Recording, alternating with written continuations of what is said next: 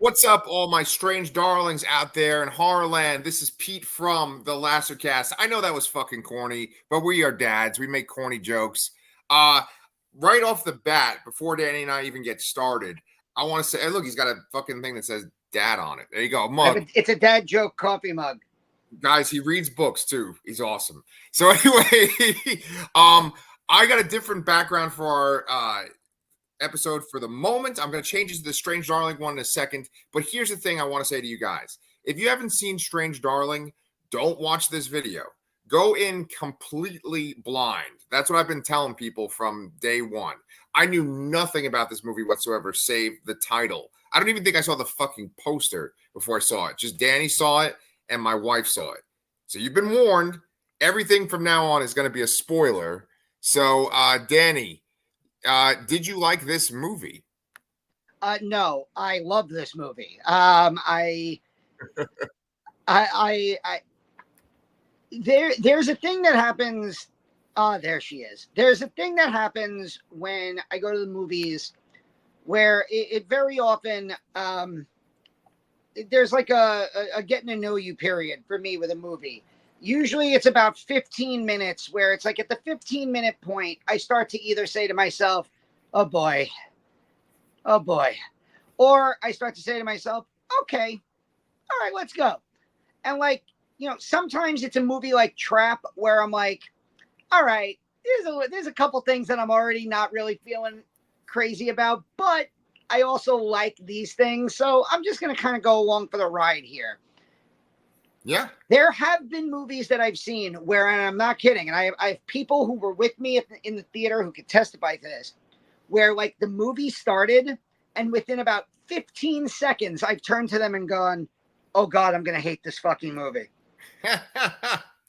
Strange Darling is one of the first times that happened in reverse, where the movie started and within about 20 seconds, I was just like, oh, I love everything about this fucking movie.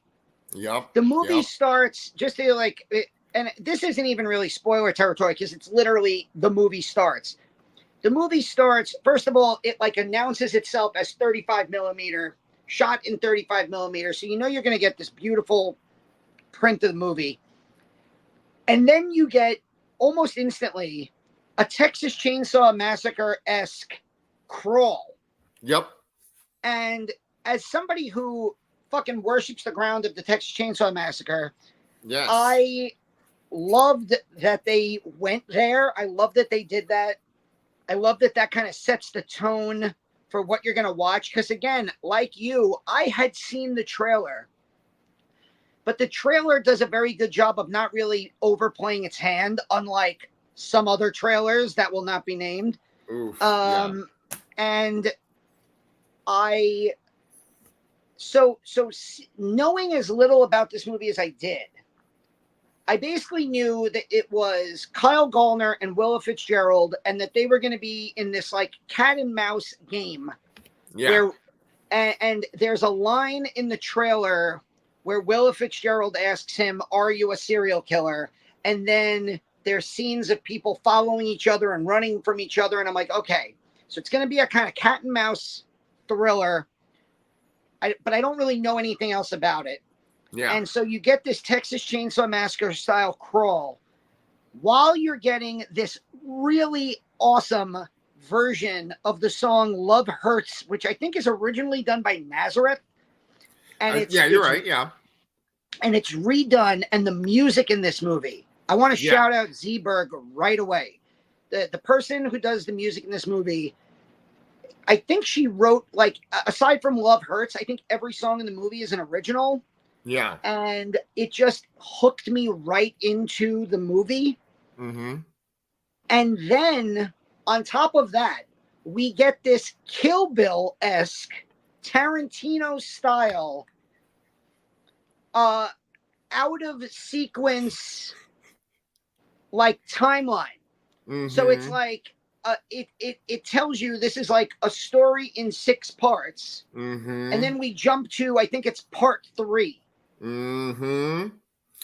I love how like I gave Danny the notes that were going to be the tickers for this episode, and it's almost like he had it like a script where he's like, "Okay, I'm going to say this," and I just would just here's the ticker. I'm going to say this. Here's the But ticker. like, this is like how to make Danny interested in a movie. Like, Yeah. do something that makes him think of Texas Chainsaw. Right. Hook him with great music. Yeah. And then do something that is reminiscent of Tarantino in a way. Yeah. And for those of you who have seen Kill Bill volumes 1 and 2, obviously you know what I'm talking about. Kill Bill starts with like a title card that says like chapter 1, and then 1 is crossed out and it says 2, and you're Right. starting at chapter 2. And so this Right. movie is like a movie in 6 parts. Right. And then it skips to chapter 3 and you're like, oh, okay. And because of that, and again, I don't want to I know you said we're going to talk spoilers, but it led me to think there's going to be so much more to this movie Yes. than meets the eye. It's not Right. going to be as straightforward a plot as we have been led to believe by the minimalist trailer that we got. And Right. so I'm approaching this movie a little bit different, and I'm actually a little bit more excited now at like, ooh, we're starting in the middle. It's non-linear. Ooh. and it got my blood flowing.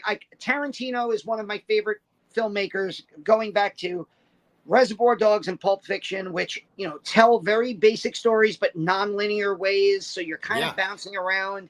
And then this one uses the chapter cards of Kill Bill, and I'm like, okay, I love everything about this. Right. And I shouted out Zeberg already, so I'll just mention the writer-director is J.T. Molnar. Yes. I looked it up, and I think he's only made one feature before this. Right. And, like, just give this man more money. To quote John Malkovich, give the man his money and let him make more movies, because this is, if this is like a testament to what he could do, I want to see more of it. Yeah. It's funny because I think the only other feature he's made is a Western, and it's called like Outlaws and Angels or something like that. I don't remember the name of his movie, but he made a Western before this, and he made this. And what's interesting when doing a little research on this movie, this image that's behind us of the main character, this is what inspired this movie. This image of the final girl running from a killer, and it's in slow motion, like you said. It's got this great soundtrack by Zeberg. This movie often, and I had down on the bottom, it had Tarantino and Lynch, because it reminded me of both of these filmmakers. And I think it's because of Zeberg's soundtrack, that's sort of like that loungy like sound to the song itself, and like the singer's voice. It gave it a certain kind of vibe, even though there's a lot of like kinetic violence in this movie. There's an amazing, and so here we go. We are going into spoilers now. I've already warned y'all, but now we're going to spoil this movie that really gets its strength from not knowing what's going to happen next. But it starts off with like a frantic car chase.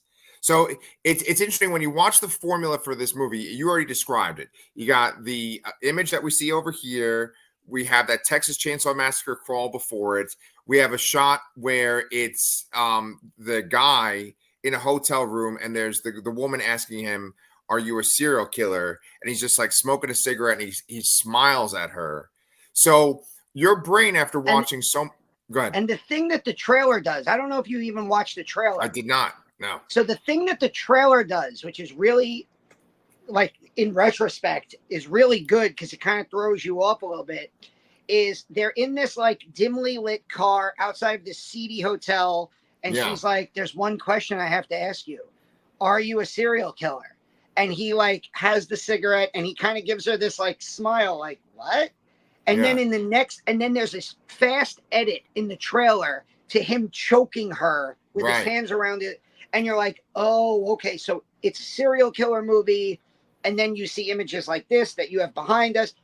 She's on the run, and it puts your mind in a place. And then the movie then says, okay, now for the next hour and 35, I'm going to fuck with that image that you have in your head Right. and we're going to turn things around Right. as we go. Right. And that's the beauty of this movie because, we cover so many movies, so many shows on this channel. You and I watch like so many movies and shows within a week. And you just sit and you kind of know what's going to happen next for the most part. You're like, okay, they're showing this scene right here. That means that this is going to happen later. This character is going to do this because they've done this before. You can predict things. And for me, I couldn't get my bearings for like maybe the first 30 to 40 minutes. There was a point, I saw this with my wife. So here we go, guys. Spoilers. Okay. I warned you. But at one point, I had this thought. I was like, wait a minute. They mentioned a serial killer, but I don't think they say any pronouns. They don't say his, murderous rampage. I was like, is she the serial killer? And I thought that. And then there's a point where you're like, oh, wait, okay, she's the killer. And I thought it prior to that moment. But for a while there, I really did think he was the serial killer. And the movie just doesn't let you understand the motivations or what's truly going on for like half of the film. You don't know what's going on. And without even spoiling anything, the movie doesn't really explain the motivations of anybody, even at the end.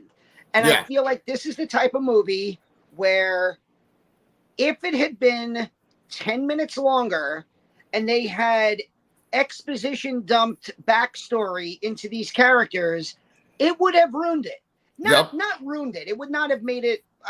But it would not be a movie that I'm sitting here today where 100% as of right this minute, Labor Day 2024, this is in my top 2 or 3 of the year. It's probably top 2, and it's really annoying that the movie that I think is number 1 I saw 2 days after this. So if there's ever a case for recency bias, it is this week. Because What's your number 1? What? What's your number 1? It's this French-Canadian movie called Red Rooms that I did a short. I did it. There's a non-spoiler short for both this and Red Rooms. I saw this at the Regal last Monday. And when I saw it, I said to myself, I need to go see that movie again.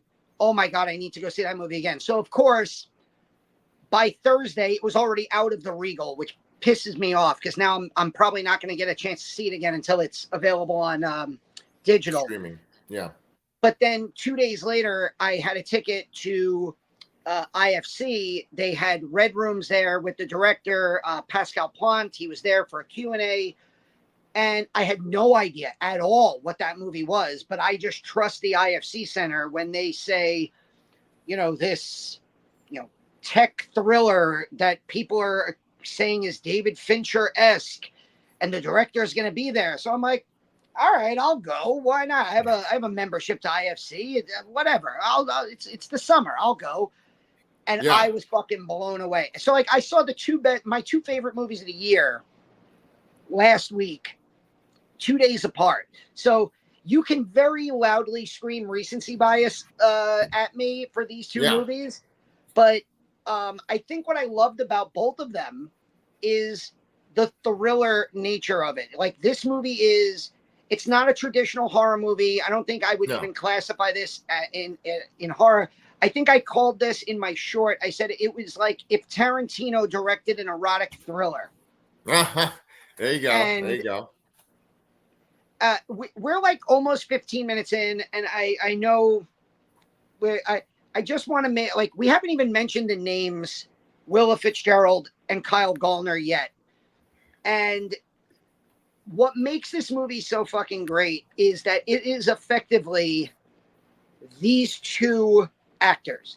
There are other actors in the movie, some of whom you will know, some of whom you won't.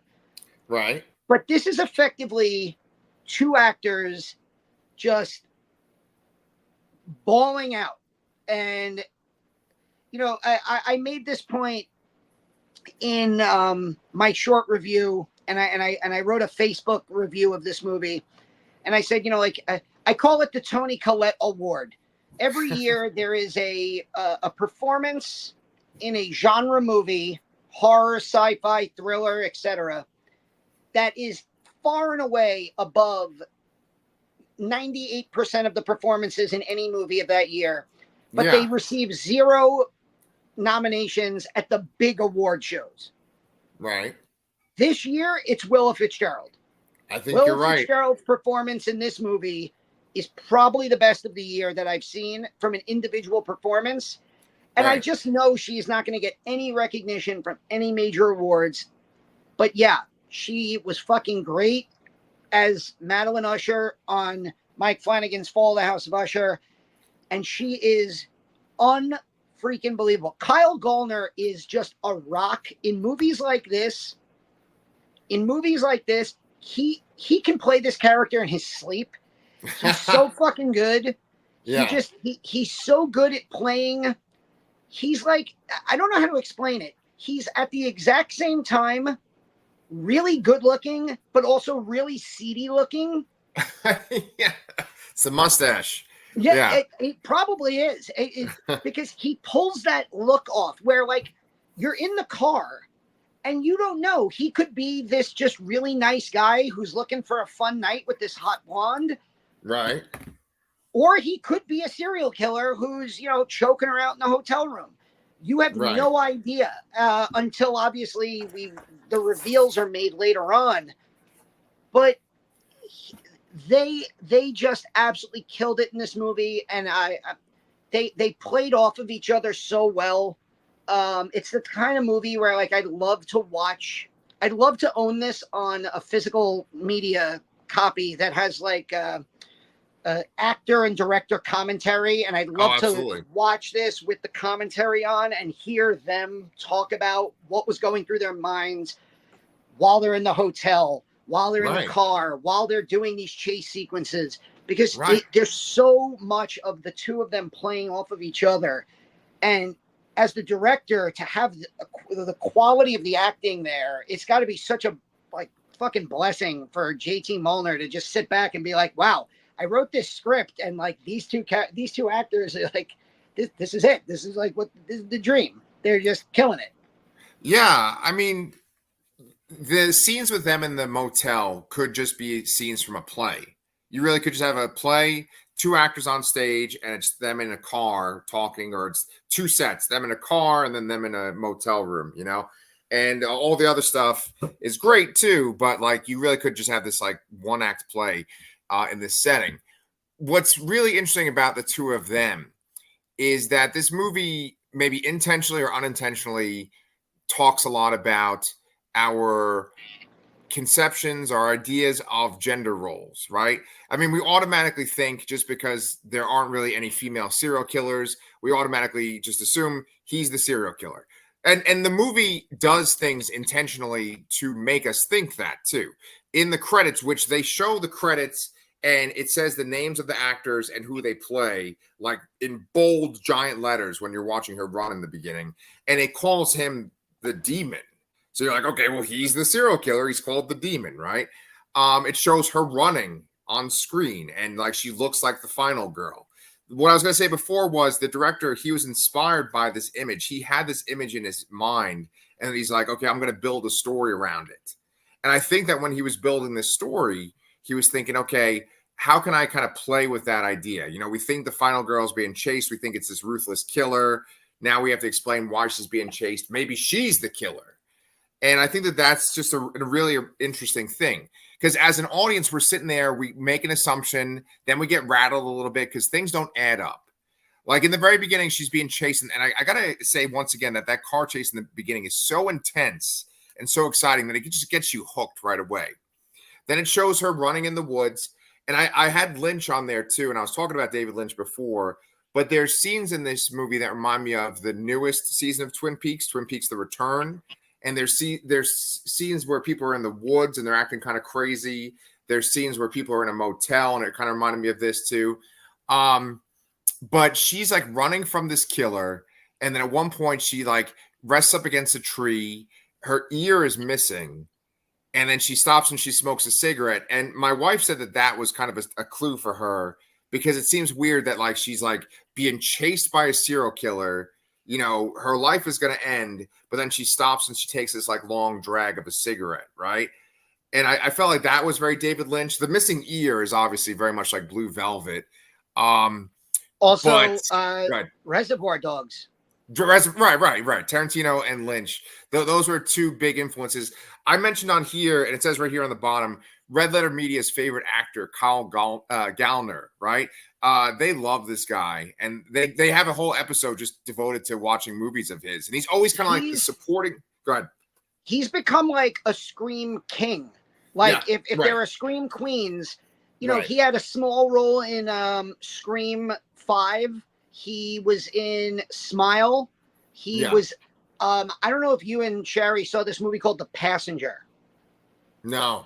He plays this again, he's one of these like characters where at any given moment in The Passenger, you're either like, oh, this is like the coolest guy I've ever seen, or oh my God, he's a serial killer and he's evil and I got to get away from him. Yeah. Where basically he like witnesses this like fast food worker getting bullied at work, and he goes in and like murders everybody and like basically takes the kid with him on like, he's like, we're going to get away. And if you haven't seen it, The Passenger, man, fucking great. And he's got like a bunch of other movies that are in my queues that like he plays. There's a movie where like I forgot the name of it, where he like is in like a romance with like a younger girl who might still be in high school or might like be fresh out of high school, and like the mom doesn't like it, and it's a like, I think it's another one of these kind of like thriller movies, but he's really carving out a big niche in like the horror genre thriller space, where he's like becoming like that go-to guy for movies like that. Yeah, and he's so good in this because, you know, okay, and like another reason why the movie kind of messes with your head is because when he's chasing her, he's almost like Michael Myers or like a Terminator, where he's kind of emotionless at first. He's just driving in the car. He seems very methodical the way that he's chasing her. And so you're like, okay, obviously he's a serial killer. And whenever he's like on the screen, they do this sort of like Blade Runner 2049, Hills Have Eyes type electronic noise where it's like almost sounds like a machine when he's on screen with like a gun. You're like, okay, it's the serial killer they mentioned. He's hunting like one of his last victims. And then though he has this innocence about him when he's with her in the motel. And you're kind of, it's amazing because there's this one sequence where I think it's like maybe chapter 1 where it's Mr. Snuffle, where it goes like, okay, he's the serial killer, she's just this kind of innocent girl who's getting in over her head, but then there's this weird kind of kinky aspect where she wants her to choke him, and you're like, okay, well that adds like a weird dimension to this. And then when she says the safe word, and then he then turns on her again. Oh, no. I'm sorry. He turns on her before the safe word, right? And he like gets really into it. You're like, okay, the serial killer's coming out. But then you find out it's like, no, she told him to turn. They're doing like this big role play act. Yeah. And I love, and like you mentioned before, like this movie does play a lot with those gender roles where it's like, and again, we just did a video on Shudder's Horror's Greatest about tropes and cliches. So it's like, I'm almost sitting there expecting the trope of, you know, guy becomes the serial killer, and he like lashes out, you know? And so when every time he like, he breaks the character, I'm like, oh, okay. And then they like, well, they'll go back to a scene of them in the car where she's like, look, you can't, like, we're going to do this. I need you to be in on it. I need you to be into it. Like, you know, and like, there's like the cool moments of them like improvising in the hotel. And it's funny, you mentioned like how he's like this machine following her like a Terminator. And then they go back to the hotel, and I said to myself, he's very much, he feels like a Kyle Reese almost, where it's like he's got those like hotel scenes where there's like an aspect of romance, weird kinky romance, but then there's but then there's also like the hunting people with a gun and being like a stoic badass. Right. Which again, Kyle Gallner does great with.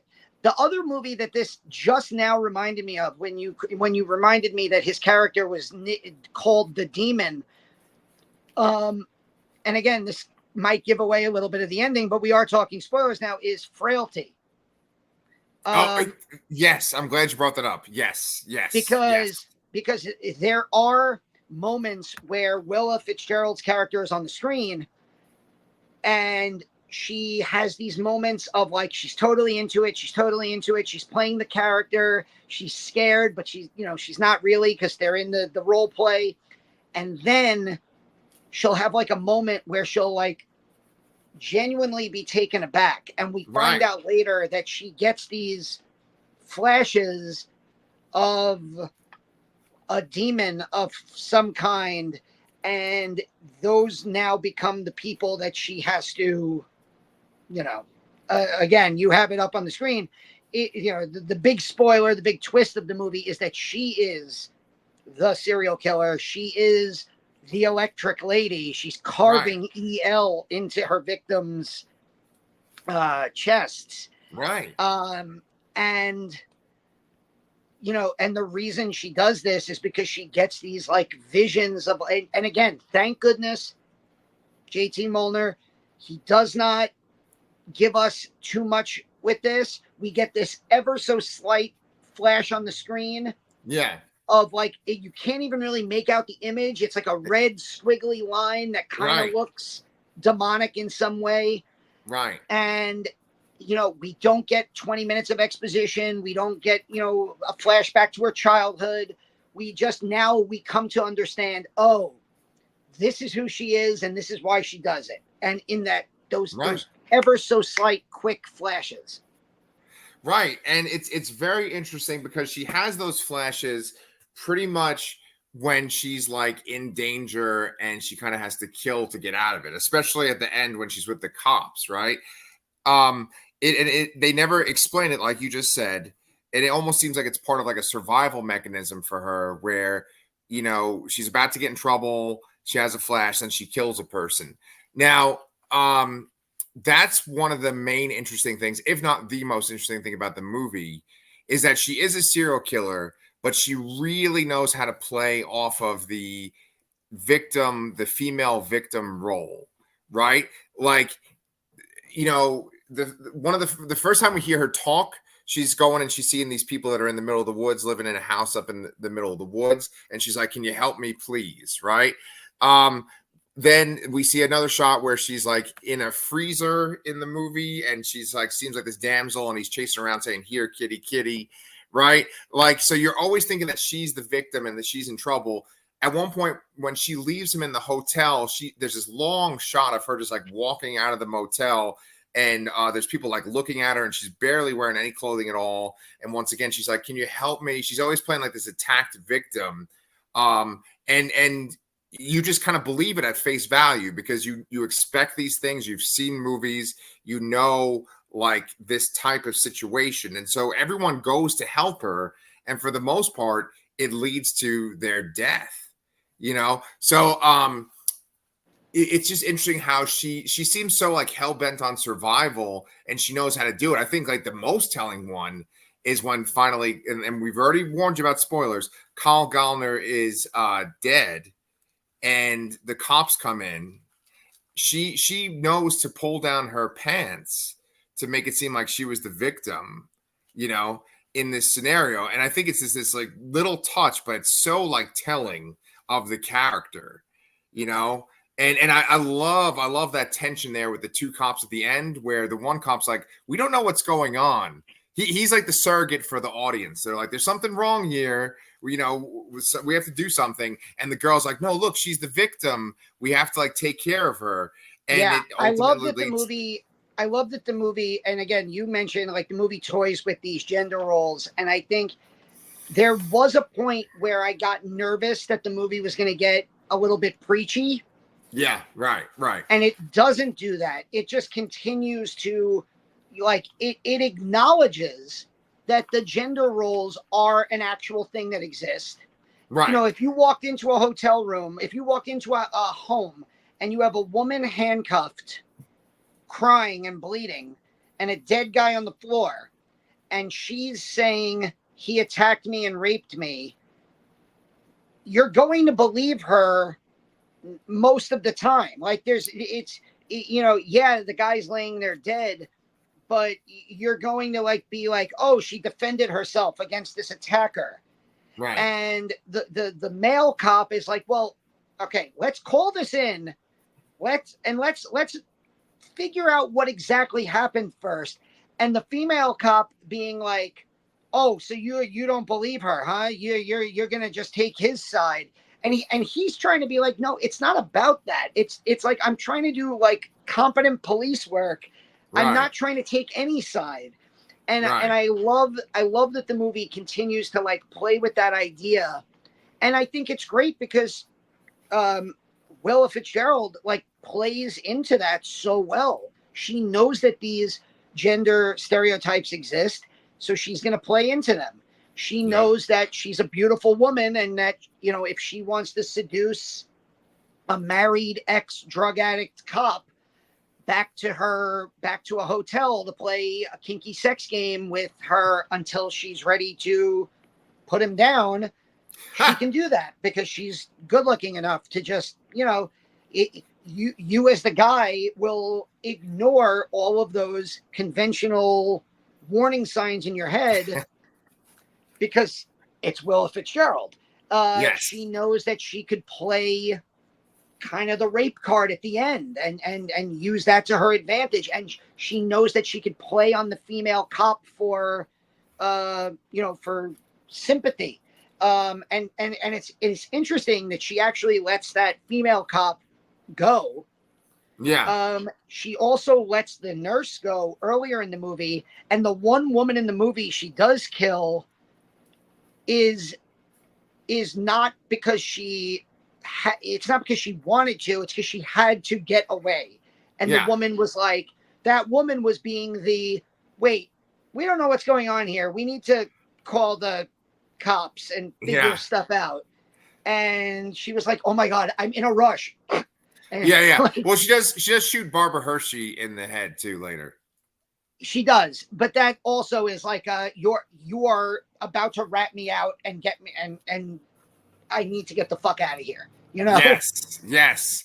I mean, I love this. The women who die are victims of necessity, whereas the men she could let go, and the men she chooses to kill.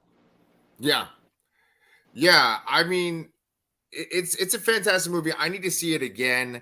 I saw when I was watching, I was like, okay, this is going to be in my top 10. I have not seen nearly as many horror movies as you have seen this year. So I don't know what my top 10 is going to look like, but I know this is going to be in it. I love this movie, and I could easily go through each scene with you in a review, but we kind of stacked it with our other review. So if you guys want to tell us, because I've noticed that we've been getting a lot of comments, Danny, too. Like, if you guys want to tell us in the comments what you thought of this movie, let's keep the discussion going. But we're gonna kind of pull a pin on our Strange Darling review. You want to tell everybody what they got on the channel besides that right now? Well, we just finished recording Horror's Greatest, Shudder's new docuseries covering of every week an episode of something of horror's greatest. The first episode was about tropes and cliches. The episode that is premiering tomorrow is about giant monsters and kaiju and things like that. Very exciting. I have a couple shorts up on the channel for this and for the movie Red Rooms, which are right now neck and neck for my favorite 2 movies of the year. Damn. I did a book review of this awesome science fiction book, not a science fiction book, a book called The Future Was Now, about all the epic sci-fi horror movies that came out in the summer of 1982. Everything from Blade Runner and The Thing to E.T. and Tron. That is awesome. You can get that on Amazon. And I think that's a pretty decent overview of what we have right now. We're going to be covering Horror's Greatest for the next probably 5 to 6 weeks. Right. We'll do that on Shudder. I have a bunch more things coming up. I feel like I have either a movie, a screening, trivia, or like a movie night at the bar every night coming up as my school year is starting. So I'm going to be running myself crazy. And also, we're getting closer to New York Comic Con. We've mentioned Willa Fitzgerald and the Fall of the House of Usher. Well, Mike Flanagan, Raul Coley, Kate Siegel, and Carlo Gugino are all going to be there. Charlotte and I are very excited to see them at Comic Con. And that's pretty much. I think if I saw Willa Fitzgerald at Comic Con, I might actually be a little scared after seeing this movie. Yeah, but I'm still going to go up to her and. She's fantastic. Like you said, she deserves all the praise for this movie. She's not going to get any kind of award for it, but she fucking carries this movie. She's amazing. I'm really glad that we watched it. And guys, let's keep this conversation going in our. We will be back next time for Horror's Greatest and, of course, all this other shit that Danny's talking about.